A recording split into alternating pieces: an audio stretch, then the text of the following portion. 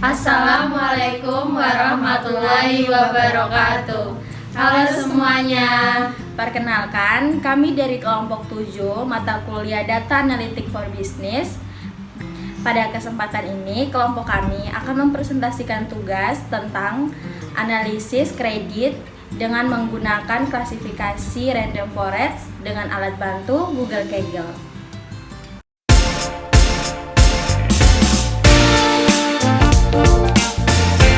Sebelumnya, izinkanlah kami untuk memperkenalkan diri. Saya Anggelina Pindeseran dengan NIM 2005520077. Saya Deva Putri Damayanti dengan NIM 2005520052. Saya Azhara Anin Syarani dengan NIM 2005520057. Saya Dinda Yunita dengan NIM 2005520075. Kami semua dari kelompok 7. Pada bagian pertama ini, saya akan menjelaskan tentang latar belakang analisis kredit. Di era digital ini, dunia mengalami perkembangan pesat di bidang teknologi. Tidak hanya itu, di bidang ekonomi juga mengalami perkembangan yang mengikuti teknologi juga. Itu disebut teknologi keuangan atau fintech. Fintech adalah istilah untuk inovasi dan penciptaan kemajuan layanan keuangan digital. Fintech Stability Board mengelompokkan fintech berdasarkan jenis inovasi menjadi 4 kelompok, yaitu pembayaran, clearing, dan penyelesaian, e-aggregator, peer lending, risiko, dan manajemen investasi. Gagasan utama fintech adalah membuat layanan keuangan lebih baik bagi konsumen, bukan untuk mengeluarkan uang dari bisnis. Perkembangan juga mengalami bagian dalam teknologi pemasaran berbasis pada layanan keuangan seperti perbankan, kredit, dan pinjaman, penasihat keuangan, dan kenyamanan konsumen. Dari penjelasan di atas, diketahui bahwa salah satu bank di Taiwan atau banyak juga di Indonesia telah menerapkan sistem fintech. Salah satunya dalam hal proses pembayaran kredit atau kredit online. Beberapa orang telah menerapkan kredit di bank dengan melakukan pembayaran secara digital atau online. Bank telah mengumpulkan data dari pelanggan mereka yang telah melakukan kredit online. Data-data tersebut dikumpulkan untuk mendapatkan informasi yang dapat membantu bank melihat status pembayaran kredit. Penelitian ini akan menggunakan beberapa metode klasifikasi untuk prediksi, diantaranya klasifikasi random forest, dengan one hot encoder, ada Boost Classified, Cardboost Classified, XGBoost, and like XGBoost. Ada definisi klasifikasi random forest. Random forest adalah metode pembelajaran ensemble yang digunakan untuk klasifikasi, regresi, dan tugas lainnya. Metode ini meningkatkan akurasi metode klasifikasi dengan cara mengkombinasikan metode. Random forest terdiri dari sekumpulan decision tree atau pohon keputusan, di mana kumpulan decision tree tersebut digunakan untuk mengklasifikasikan data ke dalam suatu kelas. Selanjutnya saya akan menjelaskan tentang kelebihan random forest. Yang pertama yaitu random forest dapat mampu mengklasifikasikan data yang memiliki atribut yang tidak lengkap. Yang kedua dapat digunakan untuk klasifikasi dan regresi, tetapi lebih cocok untuk mengklasifikasi data. Yang ketiga dapat digunakan untuk menangani data sampel yang banyak. Kemudian yang keempat dapat menghasilkan hasil klasifikasi yang akurat. Kemudian selanjutnya yaitu dapat digunakan untuk memecahkan masalah dengan menggunakan decision tree. Yang selanjutnya menggunakan seleksi input yang random. Lalu dapat menggunakan teknik yang bagging untuk memilih fitur yang secara acak. Selanjutnya menggunakan kombinasi input yang linear, dan yang terakhir yaitu dapat digunakan untuk memecahkan masalah dengan menggunakan decision tree. Kekurangan random forest yaitu Yang pertama, rawan terjadi overthinking, terutama ketika bekerja dengan dataset yang relatif kecil. Yang kedua, yaitu membutuhkan waktu yang lama untuk melakukan training model dibandingkan dengan algoritma klasifikasi lainnya. Yang ketiga, yaitu sulit untuk diinterpretasikan sehingga sulit untuk menjelaskan bagaimana model membuat keputusan. Yang keempat, yaitu tidak cocok untuk data yang memiliki banyak nilai yang hilang atau data yang memiliki banyak nilai yang tidak relevan. Kemudian yang kelima, yaitu tidak dapat digunakan untuk memprediksi nilai yang berada di luar rentang nilai yang ada pada data training. Selanjutnya, saya akan menjelaskan tentang dataset yang digunakan dalam penelitian ini. Dalam penelitian ini digunakan dataset yang berisi tentang informasi, pembayaran standar, faktor demografis, data kredit, riwayat pembayaran, dan laporan tagihan klien kartu kredit di Taiwan pada bulan April sampai bulan September tahun 2005. Ada 25 variabel diantaranya. Yang pertama, ID, kedua limit BAL, yang ketiga gender, yang keempat education, kelima marriage, yang keenam umur, yang ketujuh ada pay dari P1 sampai P6 atau dari bulan April sampai bulan September 2005. Selanjutnya ada bill EMT dari 1 sampai 6 atau dari bulan April sampai September tahun 2005. Dan yang selanjutnya ada PEMT dari 1 sampai 6 atau dari bulan April sampai September tahun 2005. Dan yang terakhir default payment next month. Berikut adalah cara melakukan penelitian analisis kredit dengan bantuan menggunakan Kaggle. Yang pertama, kita persiapkan data, memuat package. Sebelum memulai mengolah data dengan menggunakan Python, biasanya diperlukan berbagai paket atau tool yang dapat memudahkan proses, atau tentu paket yang kami perlukan sesuai dengan data, model, dan metode yang digunakan dalam penelitian tersebut. Berikut kami perlihatkan beberapa paket yang saya gunakan dalam penelitian ini dengan rumus berikut.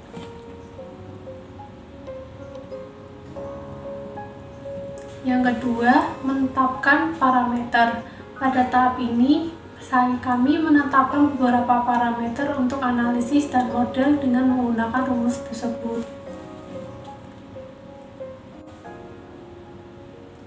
Selanjutnya yaitu input data. Pada tahap ini, saya melakukan beberapa manipulasi data seperti input data, memisahkan data pelatihan dan pengujian, dan mengubah data kategori menjadi numerik.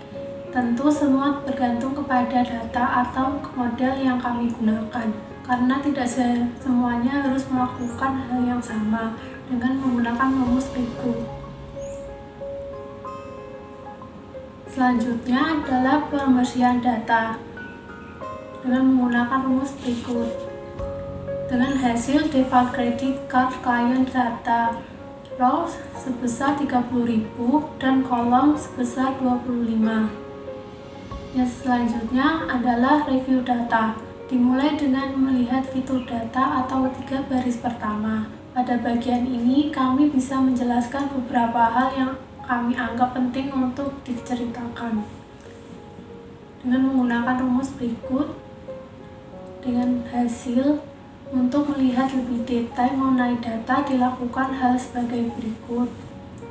Dengan rumus berikut dan hasilnya. Contoh, ada 30.000 klien kartu kredit yang berbeda. Nilai rata-rata untuk jumlah batas kartu kredit sebesar 167.484. Terlihat bahwa standar deviasi sangat besar. Nilai maksimumnya 1M. Tingkat pendidikan sebagian besar adalah sekolah pascasarjana dan universitas. Sebagian besar klien sudah menikah, sedangkan yang bersatu selajang lebih jarang. Usia rata-rata adalah 35,5 tahun, dengan standar deviasi 9,2.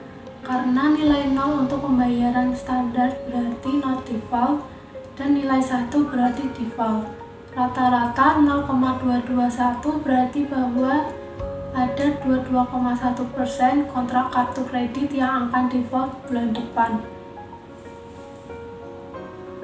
Yang selanjutnya merupakan data yang hilang. Mari kami periksa apakah ada data yang hilang. Bagian ini sangat penting dilakukan untuk memastikan data kami sudah layak untuk dilakukan oleh data yang lebih detail dan mumpuni untuk dimasukkan dalam model. Dengan menggunakan rumus berikut dan hasilnya. Tidak ada data yang hilang di seluruh dataset. Yang selanjutnya adalah proporsi sebaran data. Mari kami periksa ketidakseimbangan data. Hal ini tentu akan sangat mempengaruhi variabel respon. Dalam hal ini saya akan menggunakan default payment next month dengan menggunakan rumus berikut dan hasilnya. Sejumlah 6.636 dari 30.000 atau 22%, klien akan mengalami default bulan depan. Data tidak memiliki ketidakseimbangan besar sehubungan dengan nilai target atau default payment next month. Jadi sejauh ini tidak ada masalah yang berarti dengan dataset yang akan digunakan. Selanjutnya yaitu memasuki pada tahap eksplorasi data. Yang pertama ada batasan kredit, di mana pada tahapan ini dilakukan analisa sederhana yang mengenai batasan kredit yang biasanya diberikan kepada konsumen atau klien. Berikut ini rumusan yang akan dipakai. Lalu muncul hasil yang berupa diagram amount of credit limit, yang dimana pada diagram tersebut dapat terlihat jumlah batas kredit yang paling banyak, yaitu berkisaran sekitar 50.000 yang dapat digunakan untuk memverifikasi dugaan tersebut. Selanjutnya, rumus yang digunakan yaitu untuk mengetahui limit, yang dimana hasil output tersebut adalah 81, yang artinya nilai 81 itu berbeda untuk jumlah batas kredit. Selanjutnya rumusan yang akan dipakai yaitu untuk limit BAL value count, yang dimana hasil tersebut menampilkan untuk nama limit BAL dan tipe. Ternyata pada hasil tersebut menyatakan bahwa jumlah kartu kredit terbesar adalah dengan batasan 50.000 dan diikuti oleh 20.000 serta 30.000 dan seterusnya. Tahap selanjutnya yaitu klasifikasi batasan kredit, yang dimana akan diperlihatkan visualisasi plot kepadatan untuk jumlah batasan kredit atau limit BAL. Pada tahapan ini dapat dikelompokkan berdasarkan pembayaran standar bulan depan, yang kemudian dapat dilakukan untuk melihat sebaran data dan kenormalan data tersebut. Berikut ini rumusan yang akan digunakan. Setelah menginput hasil tersebut, terdapat hasil yang berupa diagram yang berupa sebagian besar default adalah untuk batasan kredit sekitar 0 sampai 100.000 dan kepadatan untuk interval yang lebih besar untuk default daripada non-default. Jumlah default yang lebih besar adalah untuk jumlah 50.000, 20.000 dan 30.000. Selanjutnya memasuki pada batasan kredit versus jenis kelamin. Pada tahapan ini dilakukan analisis distribusi batasan kredit versus jenis kelamin. Untuk jenis kelamin, 1 singkatan untuk pria dan 2 untuk wanita. Rumusan yang akan digunakan pada batasan kredit versus jenis kelamin ini sebagai berikut. Lalu muncul berupa diagram limit BAL, yang dimana diagram tersebut merupakan batas jumlah kredit cukup seimbang antara jenis kelamin. Laki-laki memiliki Q2 sedikit lebih kecil dan lebih besar Q3 dan 4, dan rata-rata lebih rendah. Ditemukan bahwa wanita memiliki nilai max outlier yang lebih besar sehingga kisaran 1 $. Selanjutnya memasuki pada cek korelasi, yang dimana untuk data yang bernilai numerik biasanya dilakukan analisis korelasi. Oleh sebab itu, berikut ini diperiksa korelasi pada jumlah laporan tagihan pada bulan April hingga September tahun 2005. Berikut ini rumusan yang akan dipakai pada cek korelasi. Lalu muncul hasil gambar tentang amount of bill statement pada bulan April sampai September, correlation plot percent. Berdasarkan gambar tadi, dapat dilihat bahwa adanya korelasi jumlah tagihan di setiap bulannya.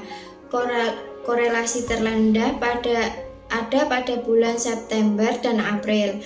Oleh sebab itu, berikut juga akan dilakukan pemeriksaan korelasi jumlah penyebaran sebelumnya pada bulan April hingga September 2005. Selanjutnya, rumus yang kedua untuk cek korelasi yaitu sebagai berikut.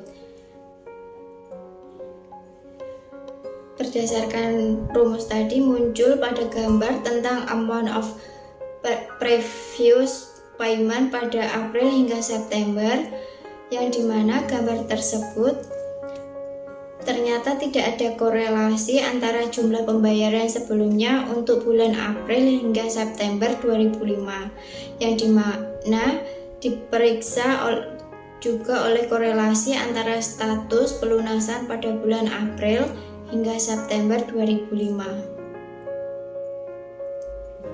Rumus yang ketiga yaitu sebagai berikut.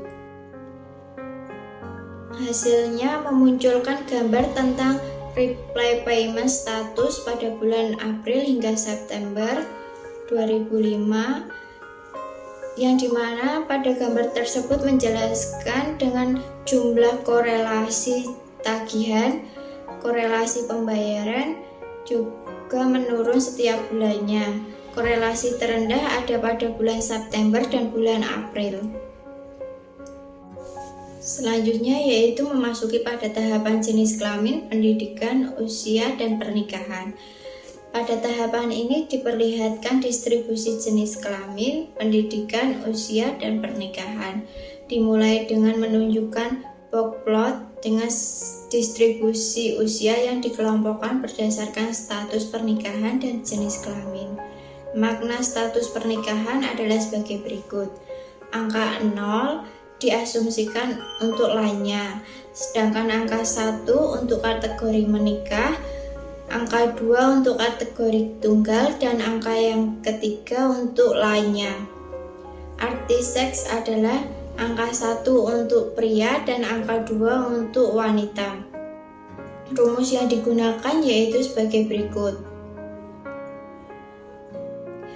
Berdasarkan rumus tadi muncul hasil yang berupa gambar yang dimana status pernikahan 3 saat nilai rata-rata lebih dari 40 dan nilai Q lebih dari 60, berarti sebagian besar konsumen sudah menikah atau bercerai.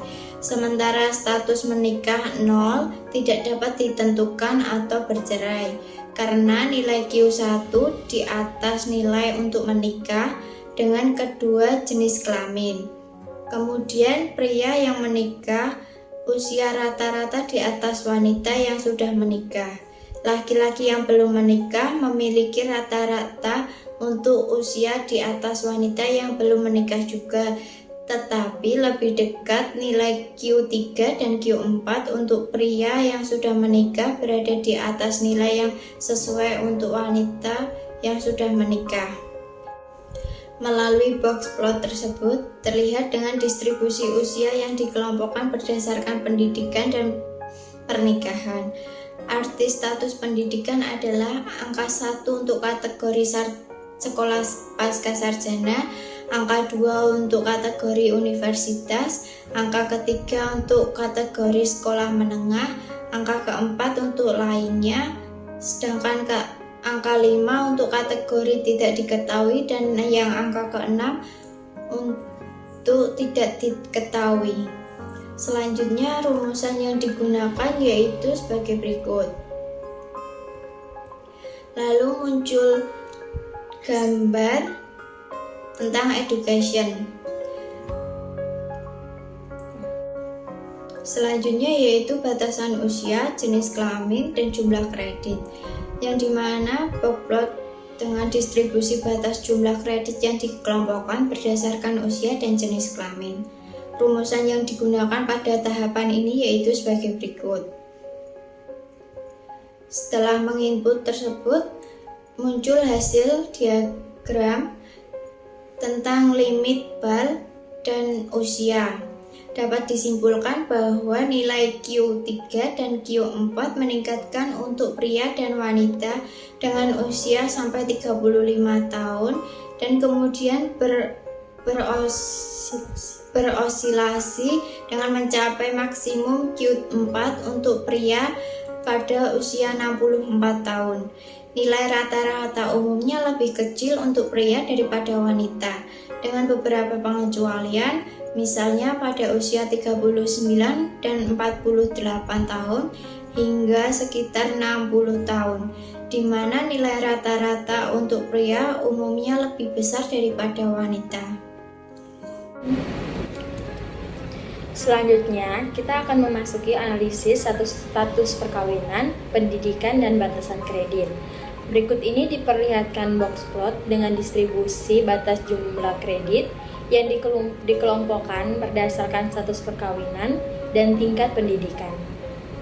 Dapat dipakai rumus seperti berikut, dan akan ada hasil dari box plot di atas. Dapat disimpulkan bahwa tingkat pendidikan dan status pernikahan sedikit banyaknya mempengaruhi batasan kredit setiap klien atau konsumen. Selanjutnya, kita akan masuk pada kategori pemodelan prediksi. Yang pertama, kita akan menentukan variabel predikator dan respon.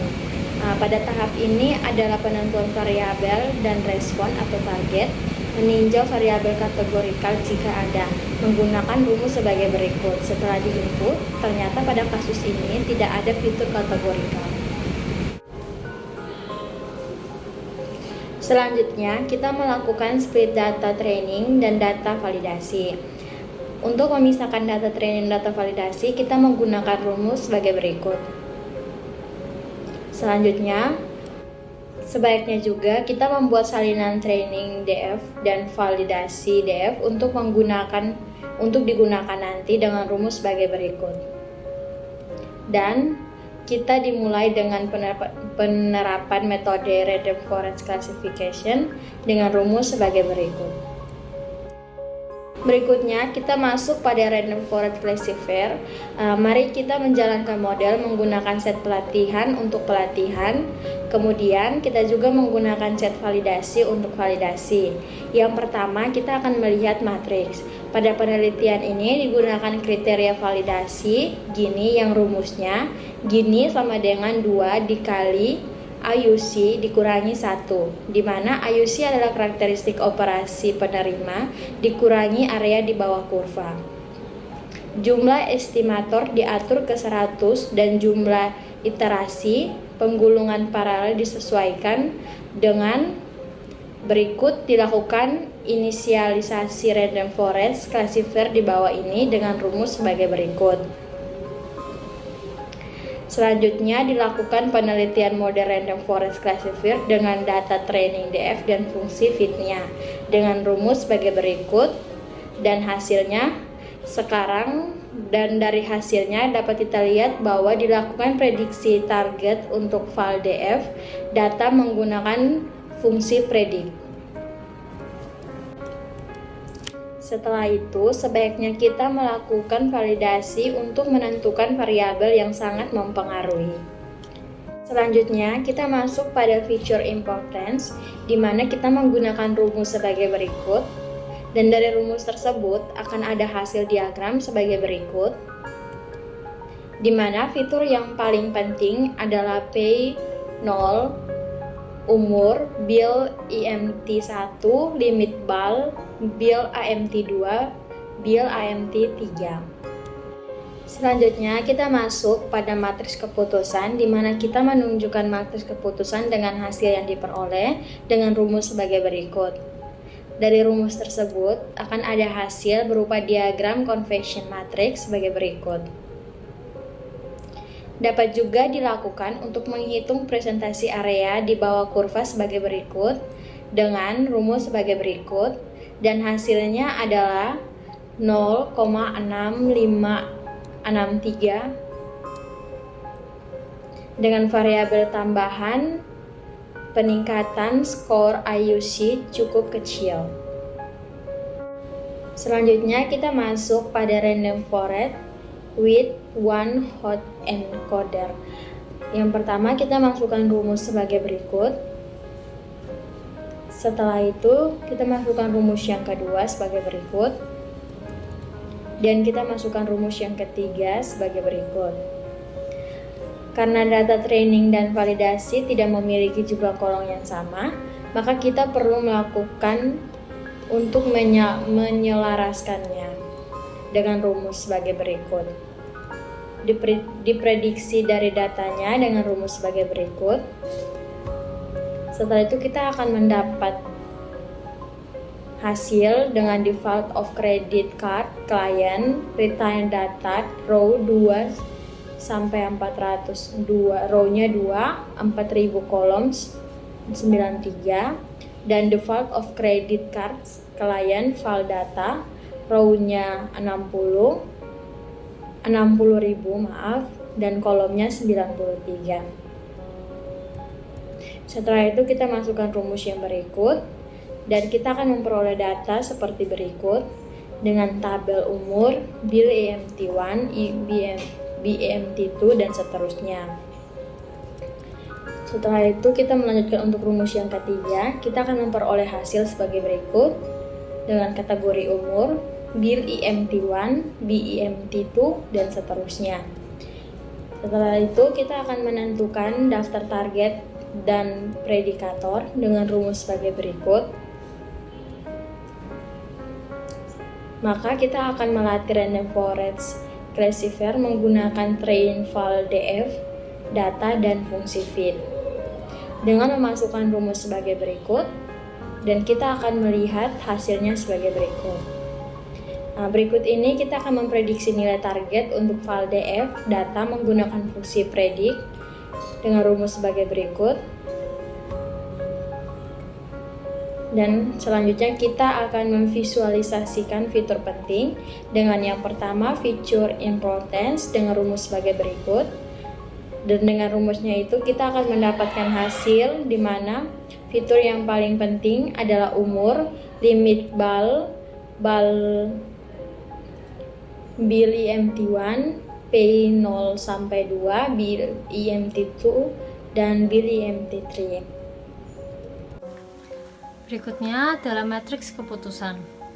Tujuan matriks keputusan dibuat untuk melihat hasil yang diperoleh. Berikut adalah hasilnya. Atau dapat juga dilakukan dengan menghitung persentase area di bawah kurva sebagai berikut. Dengan variabel tambahan atau dump file, peningkatan skor EUC cukup kecil. Selanjutnya ada boost classifier. Boost classifier ini adalah singkatan dari adaptive boosting classifier. Yang pertama, untuk menyiapkan modelnya, untuk membentuk parameter permodelan dan menginisialisasi model. Berikut adalah modelnya. Yang kedua ada fit model. Lalu memprediksi nilai target. Sekarang dilakukan prediksi nilai target untuk file underscore df data menggunakan fungsi prediksi. Lalu ada variabel pengaruh. Berikut adalah variabel yang paling mempengaruhi. Setelahnya ada matriks keputusan. Dapat juga dilakukan dengan menghitung persentase area di bawah kurva sebagai berikut. Untuk skor, ROC sampai AUC yang diperoleh dengan ada bus classifier adalah 0,65. Selanjutnya ada Cat Boost Classifier. Cat Boost Classifier sendiri adalah peningkatan gradien untuk algoritma pohon keputusan atau decision tree dengan dukungan untuk menangani data kategorikal. Yang pertama, siapkan modelnya untuk menentukan parameter model dan menginisialisasi model. Berikut adalah modelnya. Untuk prediksi nilai target val_df data menggunakan fungsi prediksi. Lalu ada variabel pengaruh untuk menentukan variabel yang paling mempengaruhi sebagai berikut. Lalu ada matriks keputusan. Tujuan ini untuk melihat hasil yang telah diperoleh. Dapat juga dilakukan dengan menghitung presentasi area di bawah kurva sebagai berikut. Skor ROC sampai AUC yang telah diperoleh dengan Cat Boost Classifier adalah 0,66. Selanjutnya adalah XGBoost. XGBoost sendiri adalah algoritma peningkatan gradien.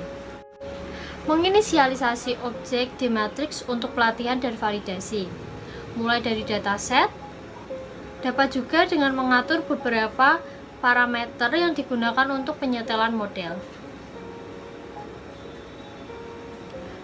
Selanjutnya, melatih model. Skor validasi terbaik dari ROC AUC adalah sebesar 0,78 pada iterasi 391. Untuk catatannya, setiap kali melakukan simulasi, kemungkinan besar akan memberikan hasil yang berbeda-beda, tetapi hasil yang diperoleh tidak akan berbeda jauh. Berikut adalah plot variabel pengaruh. Lalu masuk kepada Light GPM. Dilanjutkan dengan algoritma peningkatan gradien lain seperti LGPM. Tentukan parameter modelnya seperti berikut.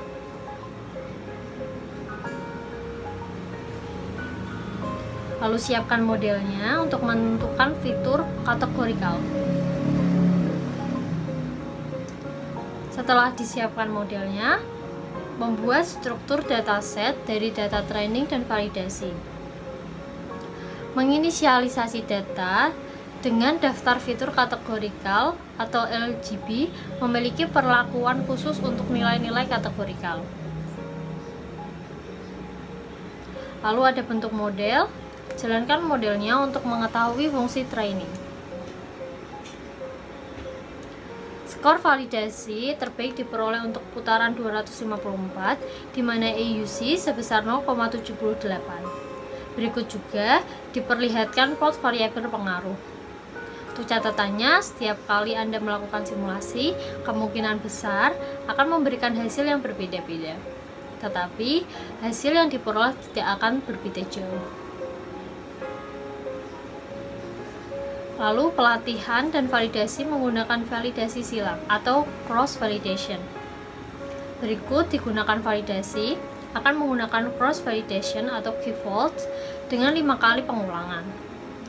Data dibagi dalam 5 bagian dan secara rotasi sehingga pengujian menggunakan pengulangan 4 n-1 dan memvalidasi hingga menggunakan pengulangan kelima.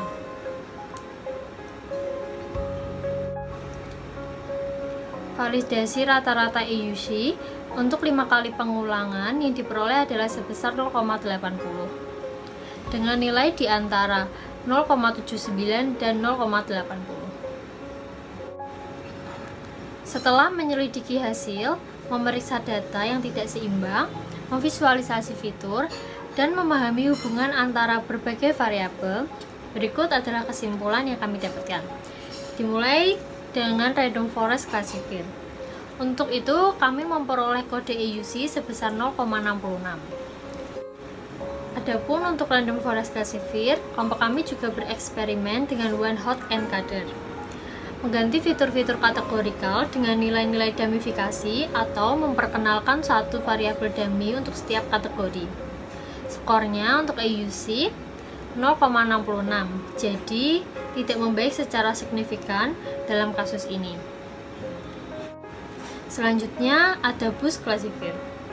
Dengan skor AUC yang lebih rendah, kami mendapatkan skor sebesar 0,65.